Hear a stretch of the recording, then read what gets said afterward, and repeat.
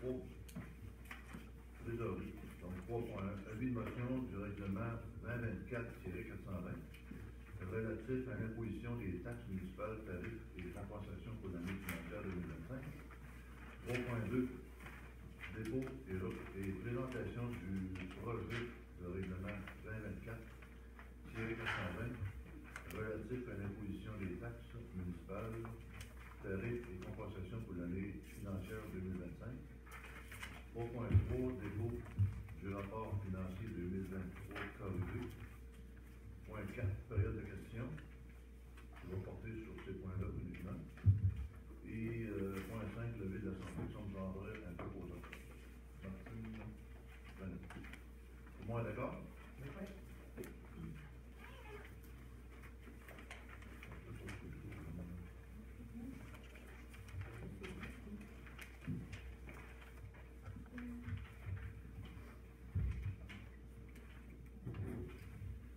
Donc, au point 3.1, c'est l'avis de motion du règlement 2024-420 relatif à l'imposition des taxes municipales, tarifs et compensations pour l'année financière 2025. Donc, avis de motion est par la présente donnée qu'à une séance subséquente tenue un jour ultérieur au règlement, le numéro 2024-420 relatif à l'imposition des taxes municipales, tarifs et compensations pour l'année financière 2025 sera adopté. Pour lancer l'avis de motion. Madame Sylvie Roth. Oui. Donc, c'est ce qui nous amène au point 3.2, dépôt et présentation du projet de règlement 2024-420 relatif à l'imposition des taxes municipales, tarifs et compensations pour l'année financière 2025. Il y a des copies disponibles à l'arrière.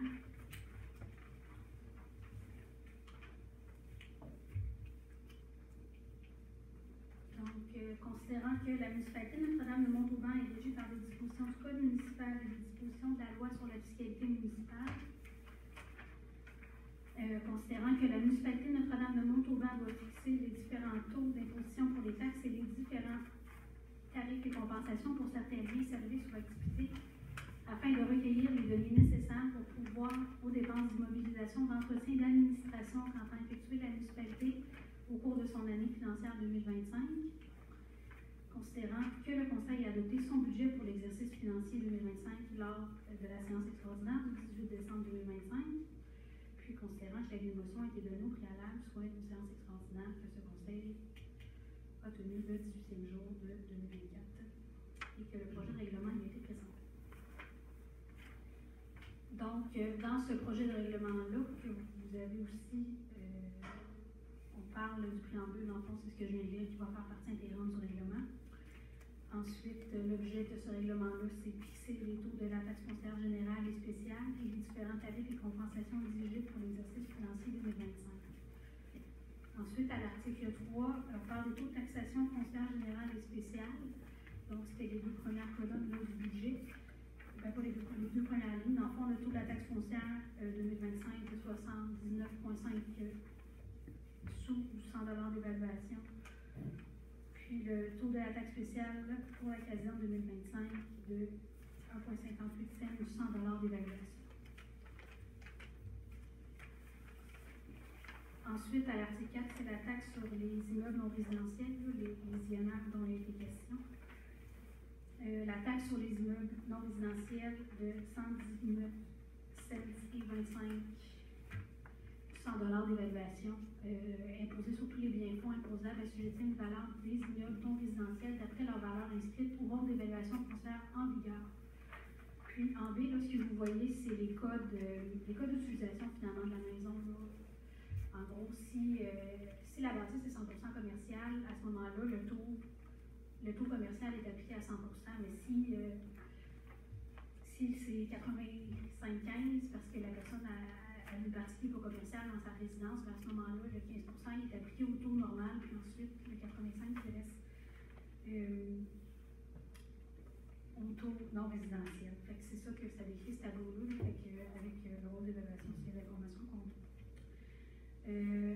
À l'article 5, c'est les tarifs pour la Sûreté du Québec, en fond, pour pouvoir au paiement de la facture des services policier de la Sûreté du Québec, il sera prélevé annuellement de chaque propriétaire d'un immeuble dans la municipalité une compensation à l'égard de chaque immeuble dont il est propriétaire. Donc, c'est à l'unité. Pour une résidence unifamiliale, un chalet, c'est une unité, donc ça équivaut à 109 $. Pour une résidence, une catégorie résidentielle haute unifamiliale, donc à logement, c'est 109 $. Pour un commerce, une industrie, c'est 109 $ encore, puis un terrain vacant construisible, on parle d'une demi-unité, donc 54 et 50.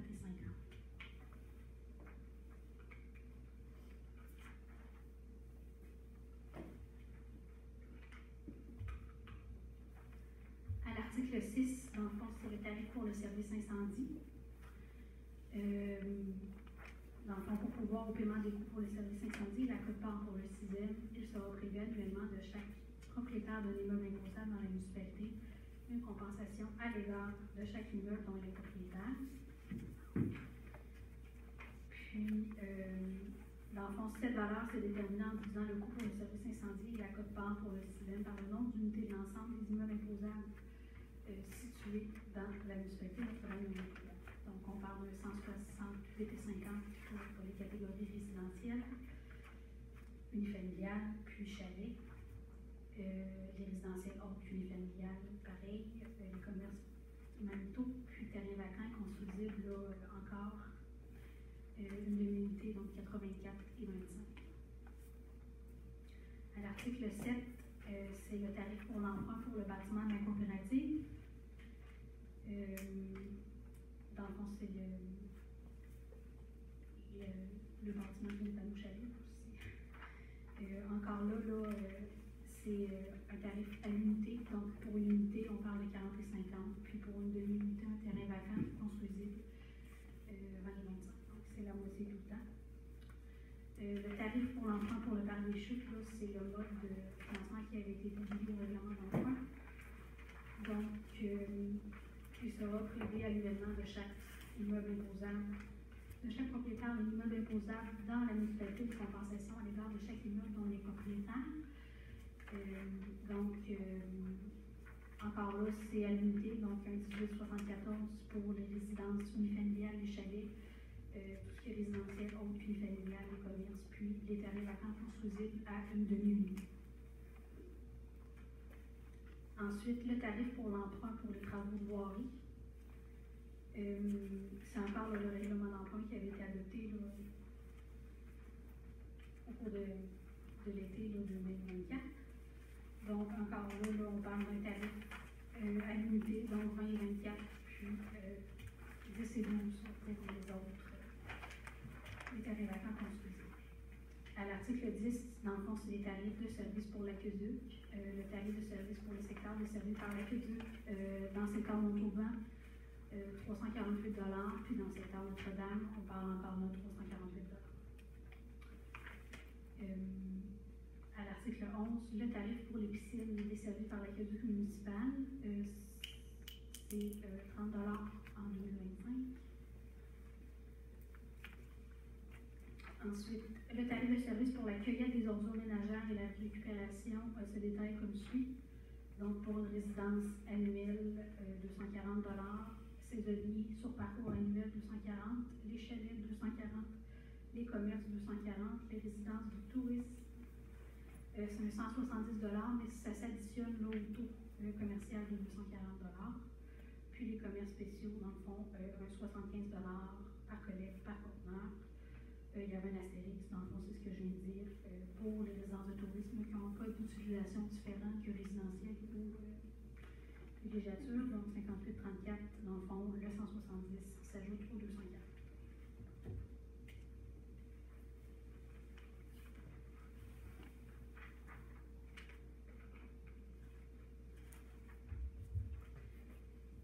Pour le tarif de vidange de fosse septique, les tarifs imposés à tous les propriétaires, locataires et occupants d'immeubles ayant reçu le service de vidange de fosse septique et ou de fosse de rétention sont, dans le fond, en A, c'est le galonnage excédentaire pour les fosses septiques de 901 à 3000 gallons qui sont détaillés. Là, si la vidange se fait à chaque année, ça va être la première, la deuxième colonne, la colonne 1 an finalement. Si la vidange se fait aux 2 ans, on parle de la colonne 2 ans. Si la vidange se fait aux 3 ans, puis aux 4 ans, avec le galonnage. En fond, c'est le montant qui s'ajoute aux montants qui sont décrits en B. Donc, le montant régulier pour les fosses de 500 à 900 gallons. Donc, 180 $ par unité pour les résidences permanentes, puis 130 $ par année par unité pour les résidences saisonnières, les immeubles commerciaux, industriels, 200 $, puis tous ces taux-là sont pris aussi. Si une vidange qui fait au besoin, ben c'est le taux qui s'applique. Ensuite, en C, ça parle des fosses septiques puis des fosses de rétention combinées au même immeuble. Ça dit que c'est une unité distincte par type de fosse. Ensuite, en D, les vidanges hors saison, il y a un supplément qui s'ajoute à la vidange. Les vidanges de fosses septiques qui doivent se faire là, par bateau, c'est un supplément de 615 $ au tarif de base qui est à ou B. Ensuite, accessibilité restreinte à une camionnette ou un petit camion, comme on les appelle souvent. Donc, c'est un supplément de 255 qui s'ajoute. Pour tout déplacement inutile, c'est des frais de 100 $, puis des urgences non motivées, c'est des frais de 100 $ aussi. Ensuite, à l'article 14, les tarifs pour l'entretien des fosses bionestes. Dans le fond, le secteur du bas de la côte, là, avec les fosses bionestes, le tarif pour l'entretien sera de 165 $. Puis, le taux de taxe spéciale pour les fosses et les puits du secteur du haut de la côte, c'est 534 $ par unité sur une période de 15 ans, puis 570 $ par unité sur une période de 15 ans, dépendamment. Et puis, le secteur du bas de la côte, c'était 540 par unité. Pour les gens là, qui étaient avec le programme de réhabilitation de l'environnement pour la mise aux normes des installations septiques, dans le fond, c'est un taux variable qui s'applique selon la dépense réelle qui a été soumise en formulaire. Ça, c'est les fosses septiques, mais c'est la même chose pour le programme de mise aux normes des installations de captage d'eau privée. C'est le taux variable qui, selon la dépense réelle qui a été attribuée au formulaire.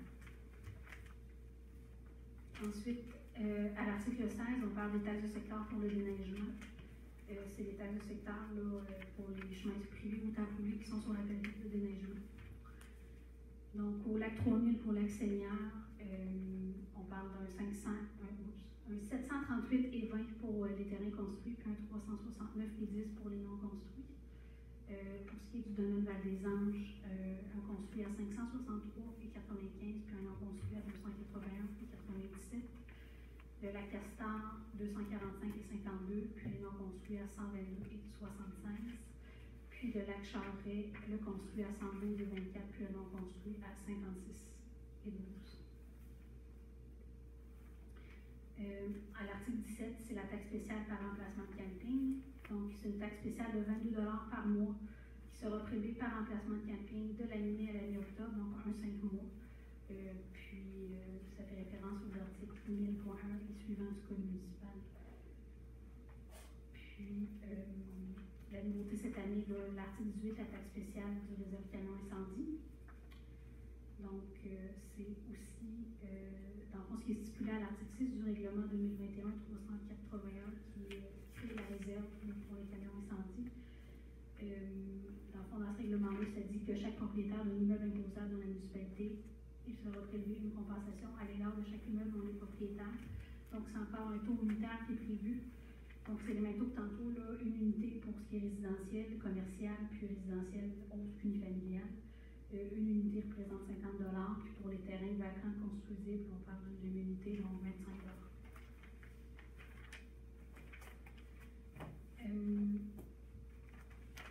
À l'article 19, c'est des paiements par versement. Les tarifs municipaux doivent être payés en un versement unique. Toutefois, lorsque dans un compte, leur total est égal ou supérieur à 300 $, elles peuvent être payées au choix du débiteur en un versement unique ou en 4 versements.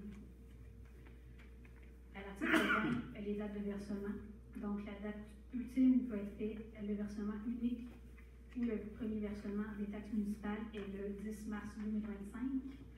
Le deuxième versement devient exigible le 10 mai 2025. Le troisième versement devient exigible le 10 juillet 2025. Et le quatrième versement le 10 septembre. Donc, à l'article 21, on vient mentionner le paiement exigible quand un des versements n'est pas fait dans le délai prévu, le contribuable perd son privilège de payer en cas de versement et le solde du compte devient immédiatement exigible. Donc, ça veut dire que si j'ai décidé de payer en cas de versement, j'ai fait les 2 premiers versements à temps, mais pas le troisième, la somme totale devient exigible au troisième versement. La somme restante au total. À l'article 22, les intérêts sur les arrérages, le taux d'intérêt applicable à l'égard de toute somme impayée à la municipalité est fixé à 11 par année avec une pénalité de 5 par année. C'est les mêmes taux que l'an dernier. Puis, dans le fond, le présent règlement entrera en vigueur conformément à la loi suite à son adoption. Puis, ce règlement amende tous les règlements antérieurs traitant des lois du sujet.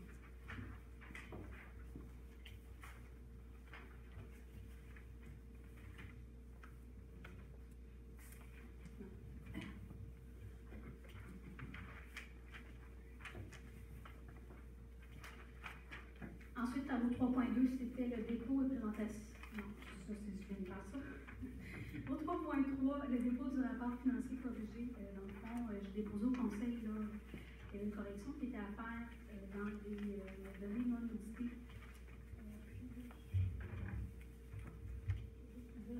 Le numéro de la page avec la ligne exacte.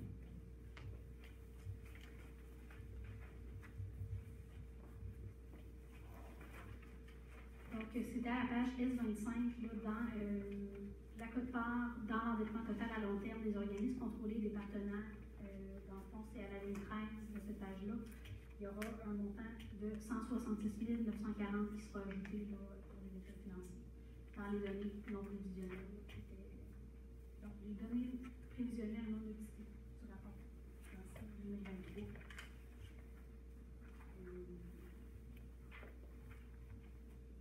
Donc, c'est ça.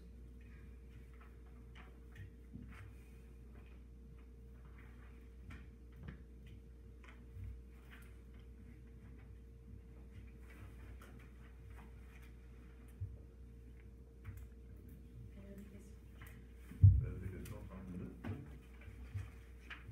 Vous dites votre nom. Question. Pas de commentaire de l'auditeur.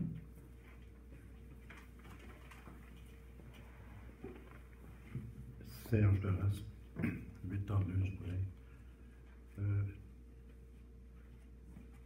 Avant, quand on venait ici, il y avait une présentation quand vous faisiez vos séances avec un écran.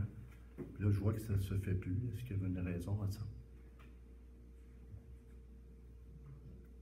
Je me souviens pas d'avoir fait la présentation. Non, mais je ne parle peut-être pas du budget, mais quand il y avait les séances du conseil, à un moment donné, vous n'aviez pas un écran où on pouvait suivre. Ça ne s'est jamais fait? Quand le comptable vient faire son rapport annuel, Oui. on avait l'écran. Parce qu'il est à distance. Ah, OK. Puis il n'y a pas d'autres. Vous n'avez jamais fait remarquer que je ne viens pas sur une séance du conseil. J'ai juste une question que je me posais. Là, parce que des fois, il y a des conseils municipaux où on peut voir le déroulement d'une séance avec un écran, tout simplement. C'est la question que je pose. Tout simplement. Merci.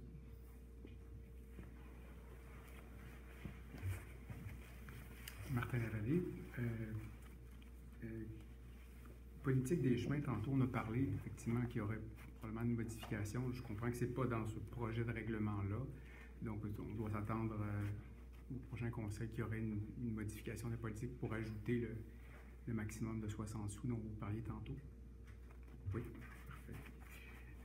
Tarif SPA, l'an passé, il y avait un article dans les tarifs. Je sais que c'est entre guillemets dicté par la SPA, mais est-ce qu'il doit être approuvé ultimement par le conseil? Moi, j'ai vérifié, puis c'est vraiment dans l'entente, pas dans l'entente, mais dans le règlement, même si la SPA qui fixe ses tarifs.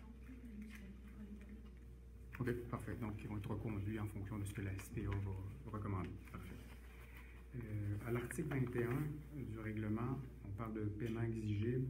le contribuable perd son privilège de payer. Ma compréhension, c'est que c'était pas appliqué jusqu'à tout récemment, cette politique-là. Est-ce que ça va l'être? Est-ce que vos systèmes permettent de le faire en tant que tel? Pour moi-même l'avoir soulevé à quelques reprises à l'administration à l'effet qu'il n'y avait pas... C'est sûr que moi, j'ai présenté le projet de règlement. Nous, ce qu'on a prévu, c'est ça, c'est comme ça qu'on l'a écrit, comme ça, c'est clair pour tout le monde. C'est le règlement qu'on va appliquer. OK, d'accord. Oui, parce que c'est le même article que l'an passé. Donc, ce que je comprends, c'est une continuité. La seule chose, c'est de savoir est-ce qu'il va être appliqué ou pas. Puis, je comprends les taux d'intérêt 11 5 Question pratico-pratique, est-ce que c'est rétroactif à la date d'aujourd'hui? Admettons, à la prochaine séance, ce sera adopté, parce qu'on ne peut pas l'adopter aujourd'hui. Est-ce que ce sera rétroactif au 1er janvier, à date d'aujourd'hui? Dans le fond, c'est le règlement pour 2025, donc il commence le 1er janvier 2025 jusqu'au 31 décembre 2025. OK, d'accord. Parfait. Et d'ailleurs, merci de l'avoir présenté suite au budget. Comme ça, les gens savent plus rapidement à quoi s'attendre et évite une surprise. Indexation des tarifs, ça aussi, à mon souvenir, c'est dans un règlement distinct. Est-ce qu'il est prévu une indexation des tarifs, par exemple, sur les permis? Je sais que l'an passé, il y avait des augmentations substantielles, mais est-ce qu'il y a une indexation qui est prévue pour les différents tarifs et services qui sont facturés aux citoyens? Actuellement, les mêmes taux qu'on avait. On va voir si on change. Mais dans le budget, on a pris nos taux actuels parce que l'année passée, il y a eu une grosse augmentation. D'accord. Parfait. Il y a aussi le règlement sur la tarification des différents services municipaux qui est adopté à la dernière séance. Exact. Merci.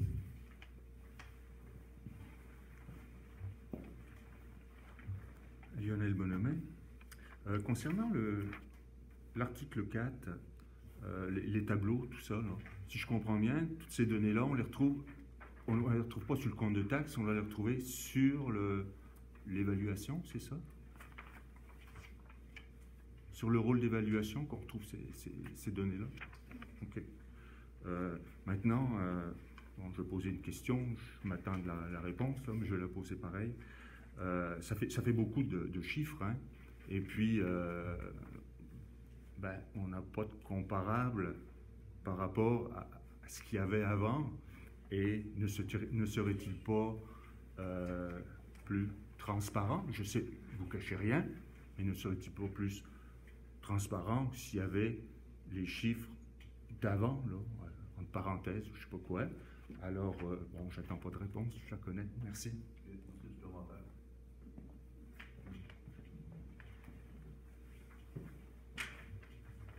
Le règlement là, pour l'imposition des taxes municipales, des tarifs et les compensations pour l'année financière 2024 est disponible sur le site Internet de la municipalité. Excusez, j'avais encore une autre question. C'était concernant le point 3.3. Donc, il y a plus 166 940 $, si j'ai bien noté.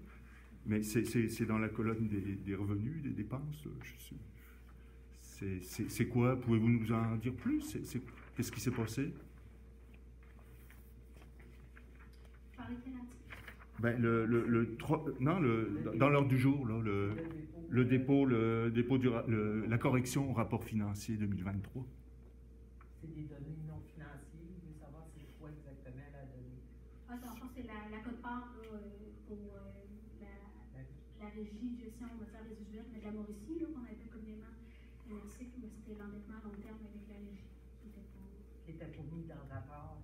Ah, il n'était pas. Mais là, donc c'est un 166 000 en plus, en moins, je veux dire. C'est dans les données prévisionnelles, finalement. Il y a tout le temps les données 2023, puis il y a les prévisions pour 2024.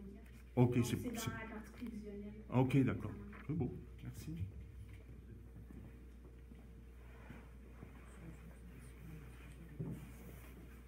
Martin Lavallée, peut-être une petite précision conséquemment au budget de tantôt.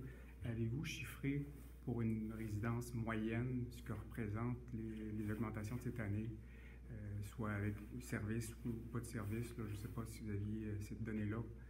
Oui, pour les populations aient une idée à quoi s'attendre. Oui, mais ça varie beaucoup. Oui, bien entendu. ça varie, je vous dirais, une augmentation d'à peu près 20% pour un compte là, moyen. 20%? Ouais. Autant les tarifications que la taxe générale, Ouais. la taxe de Au secteur. total. Parfait, merci.